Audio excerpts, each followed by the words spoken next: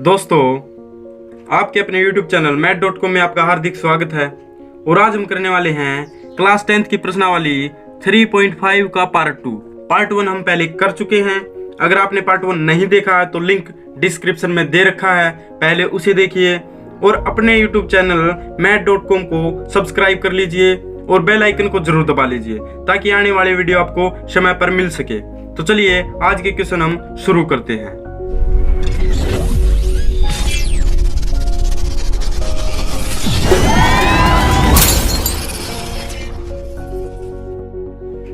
दोस्तों, प्रश्नावली 3.5 के हम 3 क्वेश्चन पहले पार्ट में कर चुके हैं। आज हम क्वेश्चन नंबर 4 करने वाले हैं। क्वेश्चन नंबर 4 के हमारे पास 5 पार्ट हैं।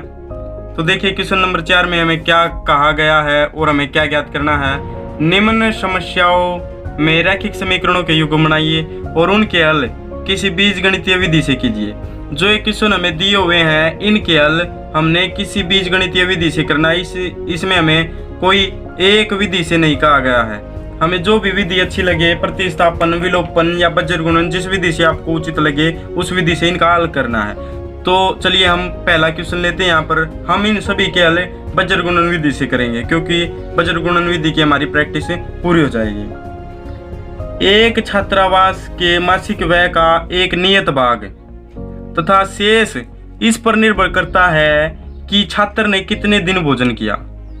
जब एक विद्यार्थी ए को जो 20 दिन भोजन करता है 1000 रुपये छात्रावास के व्यय के लिए अदा करने पड़ते हैं, जबकि एक विद्यार्थी बी को जो 26 दिन भोजन करता है छात्रावास के व्यय के लिए 1180 रुपये अदा करने पड़ते हैं। नियत व्यय और प्रतिदिन के भोजन का मूल्य ज्ञात कीजिए। इसने कहा कि कोई विद्यार्थी एक महीने में भोजन करता है तो नियत भाग तो है ही है उस महीने का, लेकिन उसके अलावा वो जितने दिन उस महीने में भोजन करता है उसका प्रतिदिन का मूल्य भी उसे देना पड़ता है। तो चलिए हम इस क्वेश्चन को सोल्व करते हैं। तो मान लेते हैं, माना नियत व्यय मान लेते हैं। पहले हम मासिक व्यय का एक भाग नियत, मासिक व्यय का नियत भाग तो सबके साथ लगेगा ही लगेगा, चाहे वो एक दिन भोजन करे, 2 दिन करे, 4 दिन करे, नियत तो है ही है। और उसके अलावा जितने दिन वो भोजन करेगा वो का प्रतिदिन का होगा। तो नियत हमने x मान लिया है। अब प्रतिदिन का मान लेते हैं और प्रतिदिन भोजन के लिए मूल्य है, माना प्रतिदिन भोजन के लिए मूल्य है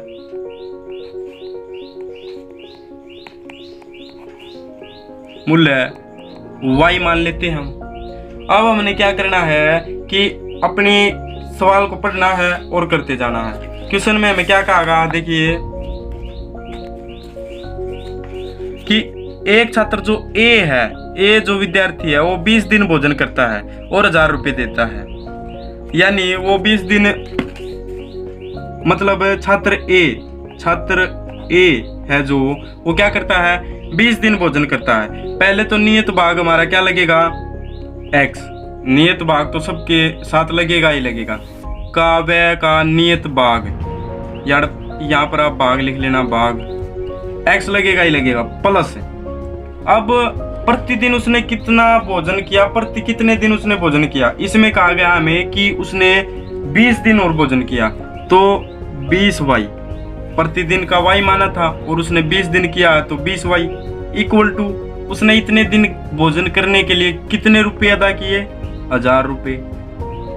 ठीक है, यहाँ तक आपको समझ में आ गया।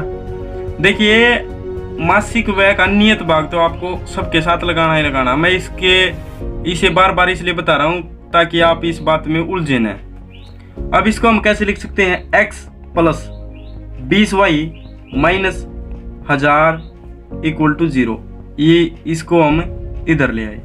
ठीक है, ये माइनस का होगा, प्लस का था, तो ये हमारे पास समीकरण 1। अब देखिए, अब क्वेश्चन हमें क्या कहता है कि जबकि विद्यार्थी बी को जो 26 दिन के लिए भोजन करता है, 26 दिन भोजन करता है विद्यार्थी भी, उसे 1180 रुपये अदा करने हैं। तो नियत भाग हमारा कितना है और प्रतिदिन का मूल्य कितना, वो हमें ज्ञात करना है। तो देखिए अब विद्यार्थी बी, जो विद्यार्थी बी है, छात्र बी की क्या कंडीशन है यहाँ पर हमारे पास है कि वो x नियत तो है ही है, प्लस कितने दिन करता है महीने में भोजन, 26 दिन, 26 y, प्रतिदिन का y तो 26 दिन, इक्वल टू उसे कितने रुपए अदा करने पड़ते हैं, 1180 रुपए देने पड़ते हैं उसे। अब इसको हम कैसे लिख सकते हैं, x plus 26y minus 1180 equal to 0। ये हमारे पास समीकरण 2 हो गई। ये 1180 यहाँ पर प्लस का था तो इधर आकर माइनस का होगा। और ये मैं यहाँ पर क्यों लाया हूँ इसको, ये यहीं पर भी सोल्व हो सकता था क्योंकि हमने बज्र गुणन विधि से इसका हल करना है, तो बज्र गुणन विधि के लिए हमने यहाँ पर ये टर्म को लाना पड़ता है। अब देखिए बज्र गुणन विधि से इसका हल करते हैं हम। आपको यहाँ पर लिखना है बज्र गुणन विधि द्वारा समीकरण 1 और समीकरण 2 का हल। मैं लिख देता हूँ बज्र गुणन विधि द्वारा। आप जौन सी विधि लिखे उस जौन सी विधि से निकाल करे उस विधि का नाम लिख दीजिए, विधि द्वारा। अब बज्र गुणन विधि होती क्या है भाई, मैं आपको आज फिर लिख के दिखा देता हूं। x b1 b2 c1 c2, b से स्टार्ट करनी है आपको, b c a b ऐसे चलता रहेगा। y यहाँ पर क्या आएगा, a1 a2। देखिए बड़े सरल तरीके से मैंने आपको ये करके दिखाई है भाई। 1 यहाँ पर क्या आएगा, b1 b2। देखिए b से स्टार्ट हुआ और b ही इसका एंडिंग पॉइंट है। अब क्या होगा, क्रॉस मल्टीप्लिकेशन।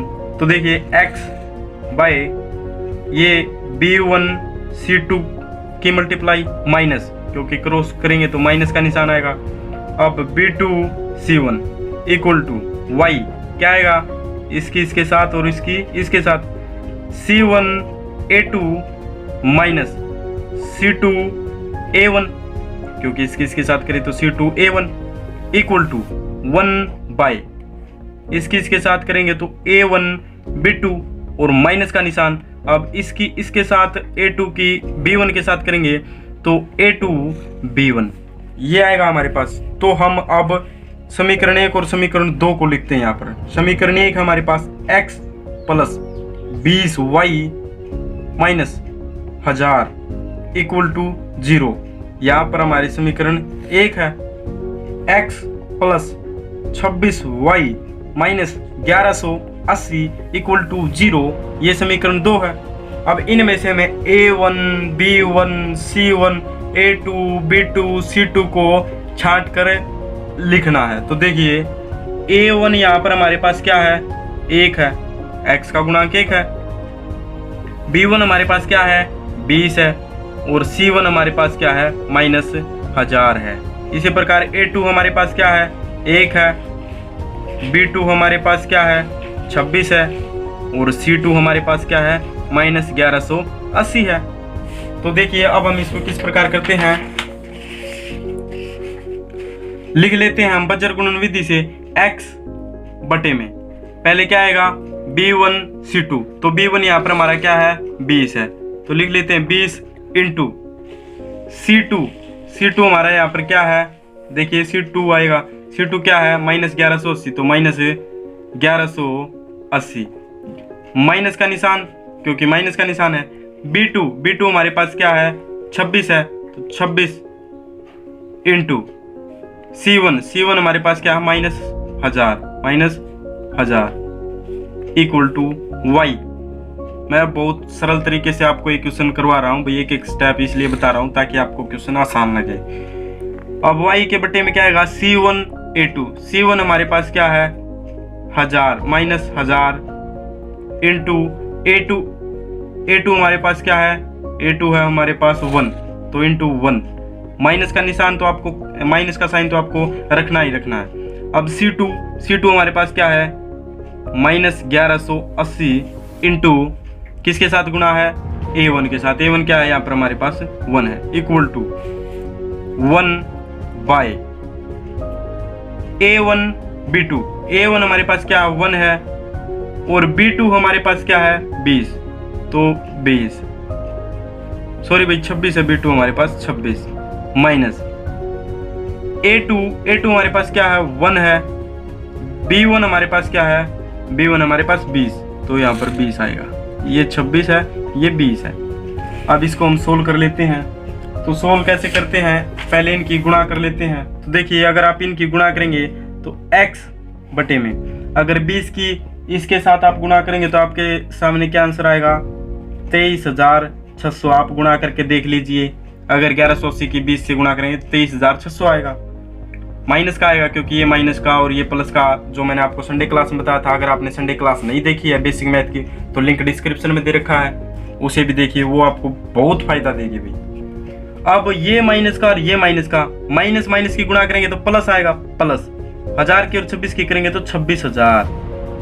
ठीक है, अब y बटे में 1000 की 1 के साथ करेंगे तो माइनस 1000 ही रहेगा, माइनस माइनस प्लस और 1 के साथ इसकी करेंगे तो 1180 इक्वल टू 1/26 माइनस 20, क्योंकि 26 के 1 के साथ करेंगे तो 26 माइनस का निशान 20।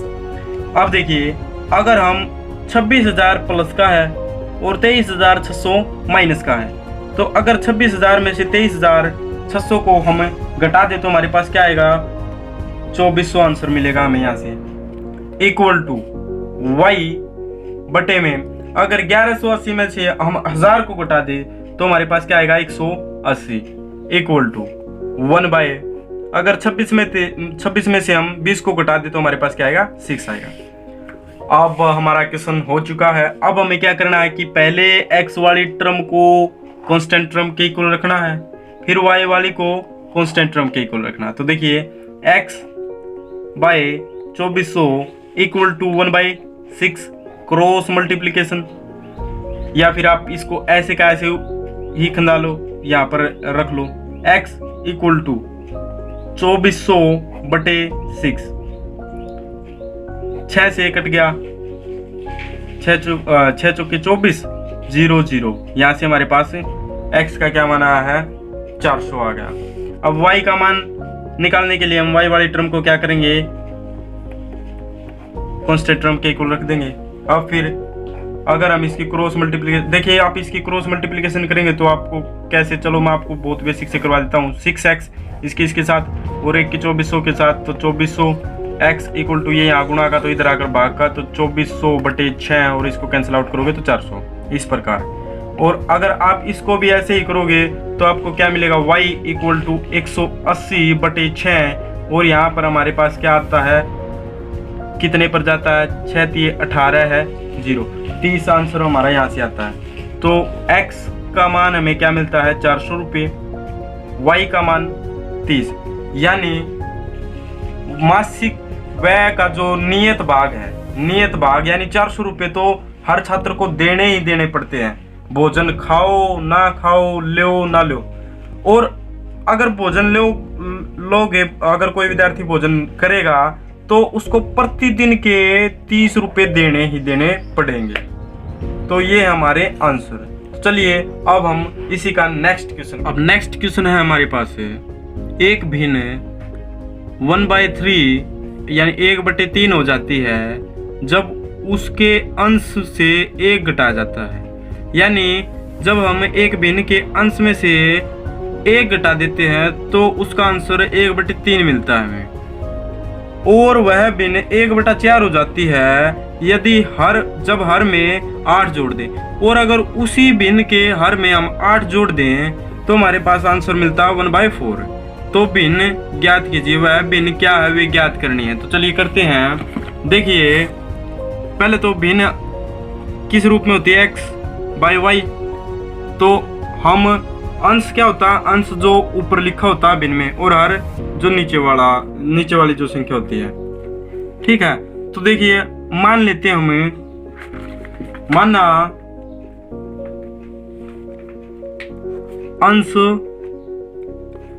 अंश हम x मान लेते हैं, ठीक है, और माना हर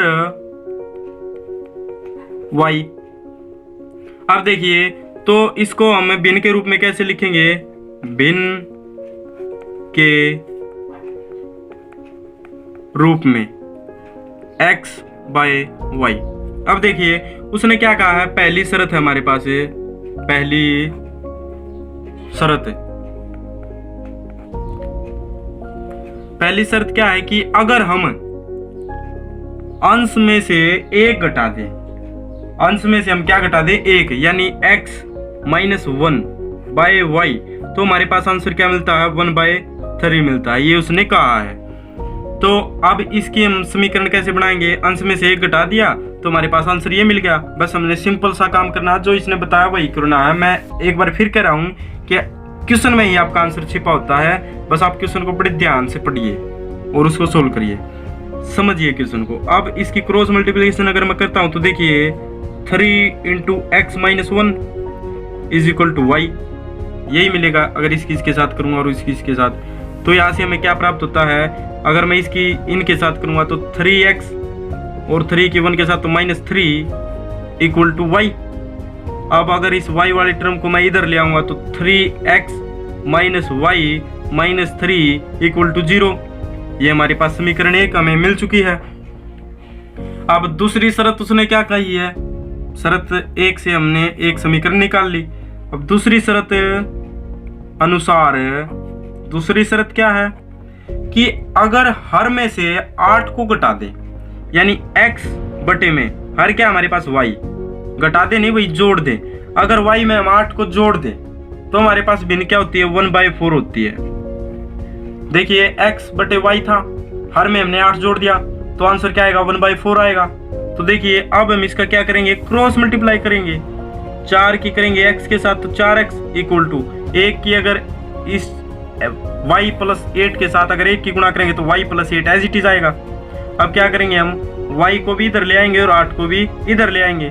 अगर हम इनको लेफ्ट हैंड साइड को लेकर आएंगे तो क्या होगा, 4x, y प्लस का तो माइनस का y, 8 प्लस का है तो माइनस का 8 = 0। ये हमारे पास समीकरण 2 है। अब मैंने आपको समीकरण 1 और समीकरण 2 को निकाल कर दे दिया है। अब आपकी इच्छा है कि आप किस विधि से इनको सोल्व करेंगे। तो चलिए हम इसको बज्र गुणन विधि से ही सोल्व करते हैं। बज्र गुणन विधि द्वारा, बज्र गुणन विधि द्वारा। अब बज्र गुणन विधि क्या है मैंने आपको लिख के बताया था। तो चलिए अब इसको बज्र गुणन विधि से सोल्व करते हैं। तो x = पहले हम a1 b1 और c1 लिख लेते हैं। तो पहली समीकरण है 3x - y - 3 = 0 और दूसरी है 4x - y - 8 = 0। यहाँ से हमारे पास a1 क्या मिलता है, 3 मिलता है, b1 -1 मिलता है और c1 हमारे पास -3 है, a2 हमारे पास क्या है, 4 है, b2 हमारे पास क्या है, -1 है और c2 हमारे पास क्या है, -8 है। तो अब क्या करना है, x यहाँ पर b1 और b2 आता है तो b1 हमारे पास क्या है, 1 और b2 भी हमारे पास -1 है। यहाँ पर c1 c1 क्या है हमारे पास, -3 और -8। अब y यहाँ पर हमारे पास क्या आता है, a1 a2, a1 क्या है, 3 है और a2 क्या है, 4 है, 1। यहाँ पर फिर क्या आता है, b1 और b2, तो b1 -1 है और b2 -1। ये मैंने आपको पहले करके दिखा दिया है।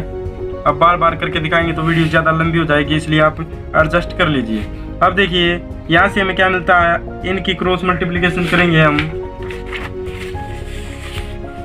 अगर हम इनकी क्रॉस करेंगे तो x बटे 8 की -1 के साथ करेंगे तो 8 आएगा हमारे पास, -1 की -3 के साथ करेंगे तो माइनस का तो होता ही है, माइनस प्लस, -1 की -3 के साथ अगर गुणा करेंगे तो y बटे में अब क्या करना है, -3 की गुणा करनी है +4 के साथ, -3 × 4 माइनस का निशान, -8 की गुणा करनी है 3 के साथ तो 3 गुणा -8 = 1/3 की गुणा करनी है 1 के साथ तो 3 × 3 माइनस का, -1 की गुणा करनी है 4 के साथ, -1 की गुणा 4 के साथ। अब देखिए x बटे में 8 अब ये क्या हुआ हमारे पास, -1 की गुणा -3 के साथ करेंगे तो +3, और यहाँ पर क्या है माइनस, तो +3, तो ये -3 आ गया हमारे पास, क्योंकि देखिए इसकी गुणा करेंगे तो ये हमारे पास +3 आ गया। अगर ये -3 आता तो प्लस का हो जाता, प्लस का आया तो माइनस का रहेगा ये, ठीक है। इक्वल टू y बाय -3 की अगर 4 के साथ गुणा करेंगे हम तो 4 × 12 -12 आया हमारे पास, और -8 की 3 के साथ करेंगे तो 8 × 24, ये माइनस का 24 आया, और यहाँ पर भी माइनस तो प्लस का क्या है हमारे पास 24 आया। इक्वल टू 1/3 है। अब 4 की गुणा -1 के साथ करेंगे तो क्या आएगा -4, और माइनस +4, तो ये हमारे पास क्या आया +4, तो ये हमारे पास +4 आया, और यहाँ पर आएगा हमारे पास -4, क्योंकि यहाँ पर हमारे पास -1 से इसकी गुणा करनी थी, क्योंकि b1 और b2 दोनों माइनस है, तो यहाँ पर -3 और +4 आ गया। समझ में आ गया होगा आपको मैंने -3 क्यों कर दिया यहाँ पर, क्योंकि b1 और b2 एक बार आप स्किप करके इसको पीछे करके देख लीजिए। तो देखिए x बटे, अब 8 में से अगर 3 को हम घटा देंगे तो 5 आएगा। इक्वल टू y -12 है, प्लस का 24 है, तो हमारे पास क्या आंसर आएगा +12 आंसर आएगा। इक्वल टू 1/+4 और -3 है, तो यहाँ पर हमारे पास 1 आया है। अब हमने क्या करना है, पहले x वाली टर्म को कांस्टेंट टर्म के इक्वल रखना, और फिर y वाली टर्म को कांस्टेंट टर्म के इक्वल रखना है। तो देखिए x/5 इक्वल टू 1/1, अगर क्रॉस मल्टीप्लिकेशन करेंगे तो यहाँ से हमारे पास x इक्वल टू 5 आएगा। दूसरी टर्म y वाली y/12 है इक्वल टू 1/1, क्रॉस मल्टीप्लाई करेंगे तो यहाँ से हमें y इक्वल टू 12 आएगा। अब x की वैल्यू यहाँ पर क्या है 5 है, और y की वैल्यू हमारे पास 12 है, ये हमारा आंसर है। अब इसको भिन्न के रूप में कैसे लिखते हैं, x/y इक्वल टू 5/12, ये हमारा आंसर है। तो चलिए अब हम नेक्स्ट क्वेश्चन है हमारे पास। यश ने एक टेस्ट में 40 अंक अर्जित किए, जब उसे प्रत्येक सही उत्तर के लिए 3 अंक तथा अशुद्ध उत्तर के लिए 1 अंक की कटौती की गई। यानी अगर वह सही उत्तर देता है तो उसको एक प्रश्न के लिए 3 अंक दिए गए हैं, और अगर एक उत्तर को वो गलत कर देता तो उसका 1 अंक काट लिया जाता है, तो उसे 40 अंक मिलते हैं। तो पहले हम इसी लाइन की समीकरण बना लेते हैं। तो देखिए पहले हम क्या करेंगे, माना सही उत्तर की संख्या x है, माना अशुद्ध उत्तरों की संख्या y है। तो देखिए अगर वो एक प्रश्न का उत्तर सही देता है तो उसे क्या मिलते हैं, 3 अंक मिलते हैं, यानी 3x। सही उत्तरों की संख्या x है, और अगर उसे 3 अंक मिलते हैं तो 3 के x के साथ गुना 3x, और एक उत्तर गलत देने पर उसके कितने अंक काट लिए जाते हैं, 1 अंक काट लिया जाता है। तो जो काटा गया अंक वो क्या होगा, माइनस में होगा, तो -y इक्वल टू उसे कितने अंक मिलते हैं, कुल 40 मिलते हैं। देखिए अब आगे देखिए मैं आपको फिर से दिखा देता हूँ। 40 अंक अर्जित होते हैं अगर वो एक सही उत्तर पर 3 अंक प्राप्त करता है और एक गलत उत्तर पर उसका 1 अंक काट लिया जाता है। यदि उसे सही उत्तर पर 4 अंक मिले, अब इसने दूसरी कंडीशन दी है, कंडीशन 1 ये थी। अब दूसरी शर्त क्या है कि सही उत्तर पर 4 अंक मिले, पहले 3 मिलते थे, और गलत उत्तर पर उसके 2 अंक काट लिए जाए। पहले 1 कटता था, अब 2 कट गए, तो उसे 50 अंक प्राप्त होते हैं। टेस्ट में कितने प्रश्न हैं, हमें बताना है कि टेस्ट में कुल कितने प्रश्न हैं।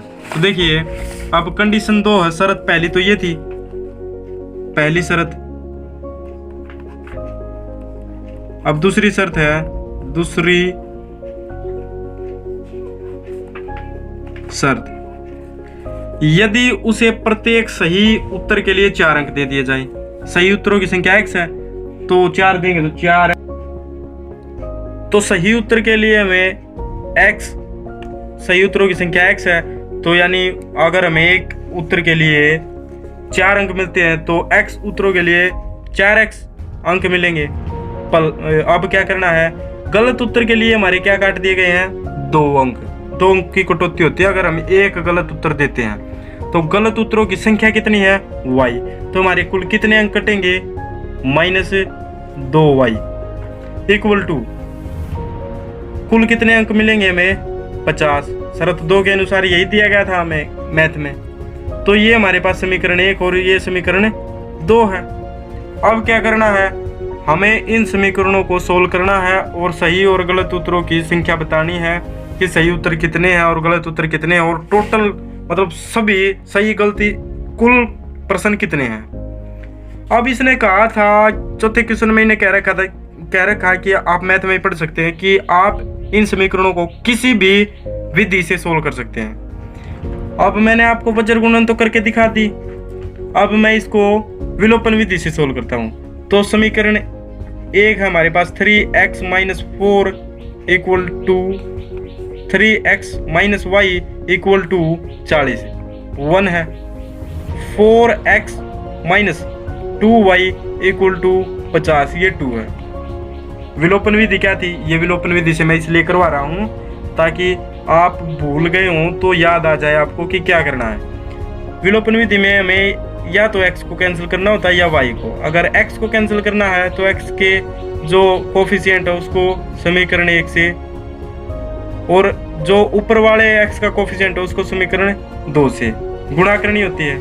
समीकरण 1 के x वाले कोफिशिएंट को समीकरण 2 से गुणा करनी होती है। समीकरण 2 वाले x कोफिशिएंट से समीकरण 1 को गुणा करनी होती है।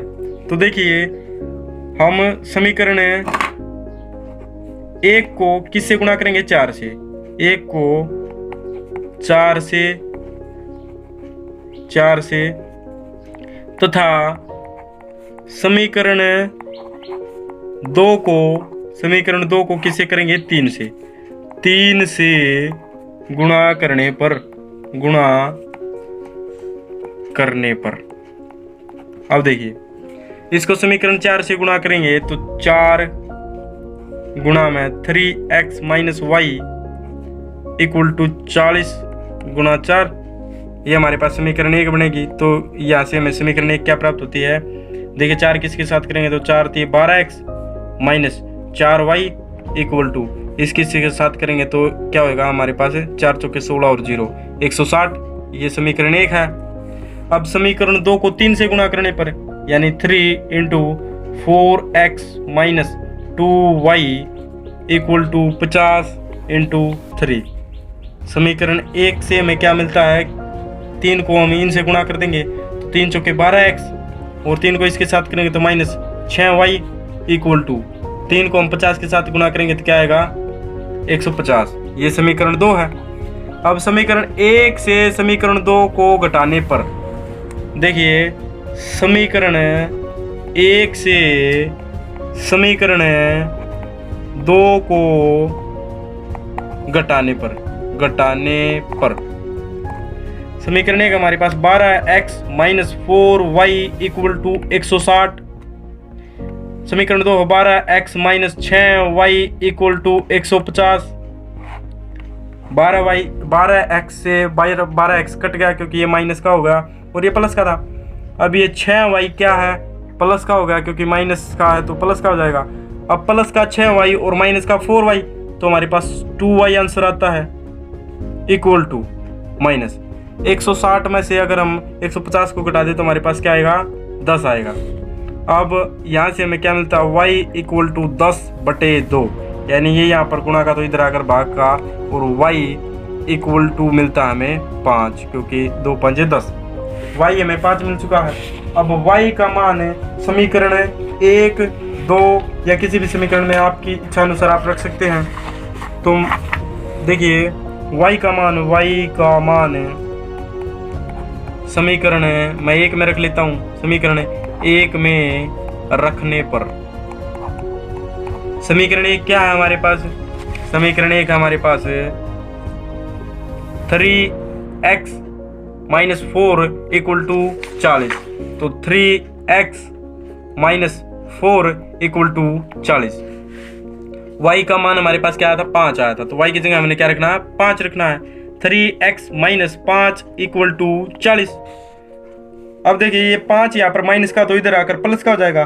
3x equal to 40 + 5, 3x equal to यहाँ पर 45 आ गया, और x इक्वल टू ये 3 यहाँ पर गुणा का तो इधर आकर भाग का हो जाएगा 45/3, और इसको अगर हम कैंसिल आउट करेंगे तो देखिए 3 एकम 3 और 3 × 5 = 15, तो यहाँ पर हमारे पास आंसर आया 15 है। तो x इक्वल टू हमारे पास क्या आंसर आता है 15 आता है।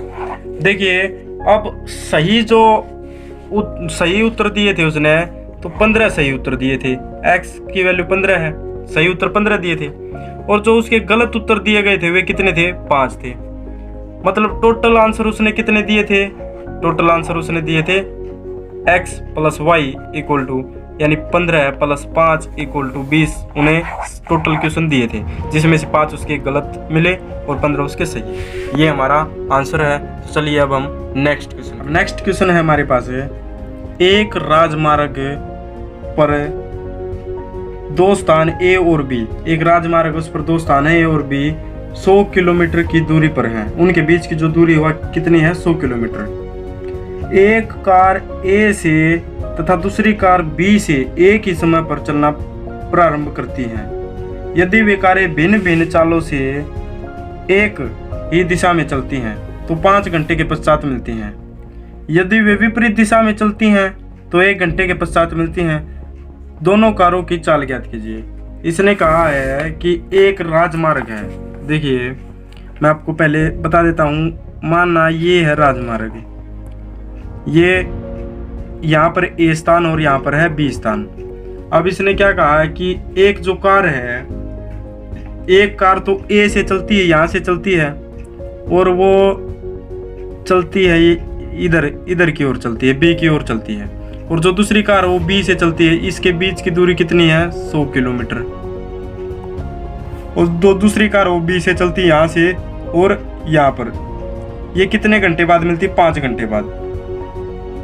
तो मैं आपको ये बाद में बताऊंगा, पहले हम इसके समीकरणों को बना लेते हैं। तो पहले मान लेंगे, माना स्थान A से चलने वाली कार की चाल, स्थान A से चलने वाली कार की चाल कितनी मानेंगे, x किलोमीटर प्रति घंटा, यानी x, ठीक है।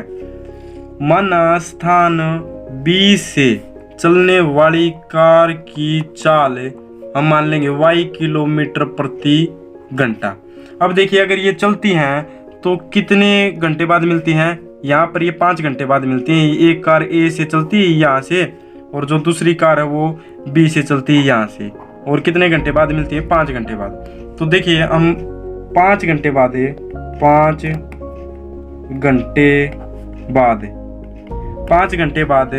कार A द्वारा तय की गई दूरी, कार A द्वारा चली गई दूरी।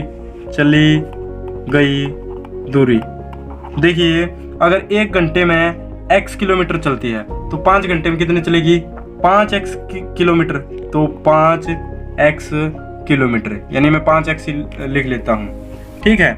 और 5 घंटे बाद कार B द्वारा चली गई दूरी इक्वल टू कितनी होगी, 5y, क्योंकि 1 घंटे में अगर y किलोमीटर चलती है तो 5 घंटे में 5y चलेगी।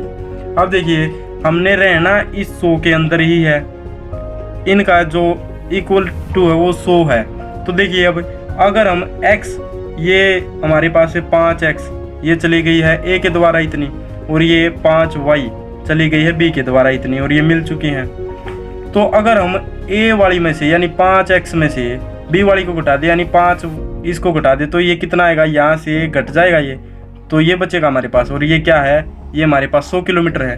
तो हम लिख लेते हैं 5x में से हम घटा दे 5y को, यानी A कार वाली चाल में से B कार वाली चाल को हम घटा दें तो इक्वल टू कितना आता है हमारे पास। देखिए हमने घटा दिया तो 100 आता है। मैं आपको ये इसलिए बनाकर दिखा रहा था अभी, ताकि आपको समझ में आ जाए। ये हमारे पास समीकरण 1।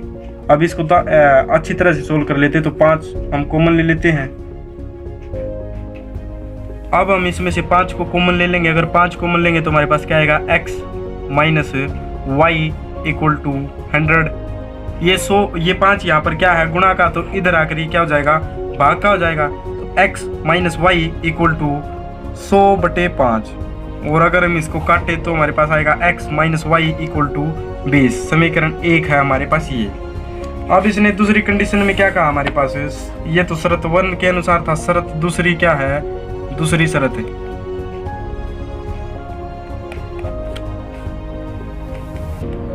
दूसरी शर्त है हमारे पास है, यदि वे विपरीत दिशा में चले तो वे कितने घंटे के बाद मिलती हैं, 1 घंटे के बाद मिलती हैं। यदि वे विपरीत दिशा में चले तो वे 1 घंटे के बाद मिलती हैं। तो देखिए विपरीत दिशा में कैसे चलेंगी, राजमार्ग है ये ए और बी, ये 100 किलोमीटर है। अब ए वाली कार यहाँ से चल दी और बी वाली जो कार है वो यहाँ से चल दी, तो वे कितनी देर बाद मिलेंगे, जितनी भी देर बाद मिलेंगे वे कितने किलोमीटर की दूरी तय करेंगे। अगर दोनों की दूरी को जोड़ देंगे, यानी इसकी दूरी को भी जोड़ दे और इसकी दूरी को भी, तो कितने किलोमीटर की दूरी तय करेंगे, 100। तो 1 घंटे बाद मिलेंगे। तो 1 घंटे बाद कार ए द्वारा चली गई दूरी, कार ए द्वारा चली गई दूरी, देखिए 1 घंटे में कितनी दूरी चलती है, एक x किलोमीटर प्रति घंटा थी, तो 1 घंटे में कितनी किलोमीटर चलती है, x किलोमीटर, तो x किलोमीटर चली है। 1 घंटे बाद कार b द्वारा चली गई दूरी कितनी है, y किलोमीटर है, तो ये x किलोमीटर चली है, x किलोमीटर, और ये y किलोमीटर। अगर दोनों की चाल को जोड़ दे तो क्या आंसर आएगा, 100। तो x plus y equal to 100, ये हमारे पास समीकरण क्या है, 2 है। अब हमें इसको कैसे सोल्व करना है, हम इसको विलोपन विधि से सोल्व करेंगे। तो समीकरण 1 को हम समीकरण 2 से घटा लेते हैं, क्योंकि यहाँ पर x के कोफिशिएंट हमारे सेम है। तो समीकरण 1 से समीकरण 2 को घटाने पर समीकरण 1 हमारे पास x minus y equal to 20, और x समीकरण 2 हमारे पास है x plus y equal to 100। अब देखिए ये माइनस का होगा, x से x कैंसिल आउट। अब यहाँ पर y हमारा माइनस का होगा, y minus Y minus 2y, और ये 100 हमारा ये माइनस का होगा। तो अगर माइनस का 100 है प्लस का 20 है तो हमारे पास माइनस का 80 आंसर आया। यहाँ से हमारे पास y का क्या माना था, y इक्वल टू माइनस 80, और ये यहाँ पर गुणा का तो इधर आकर भाग का होगा -2, माइनस से माइनस कैंसिल आउट, और यहाँ पर हमारे पास y इक्वल टू क्या आता है, 40। अब y का मान है समीकरण 1 में रख लेते हैं या 2 में रख लेते हैं। समीकरण 1 क्या हमारे पास, समीकरण 1 हमारे पास x minus y equal to 20, तो y का मान समीकरण 1 में रखने पर समीकरण 1 हमारे पास x minus y equal to 20, x minus y की जगह हमने क्या रखना है, 40 इक्वल टू 20। अब ये जो 40 है ये यहाँ पर माइनस का तो इधर आकर ये क्या हो जाएगा, प्लस का हो जाएगा। x इक्वल टू 20 प्लस 40, यानी x इज इक्वल टू क्या आया, 60।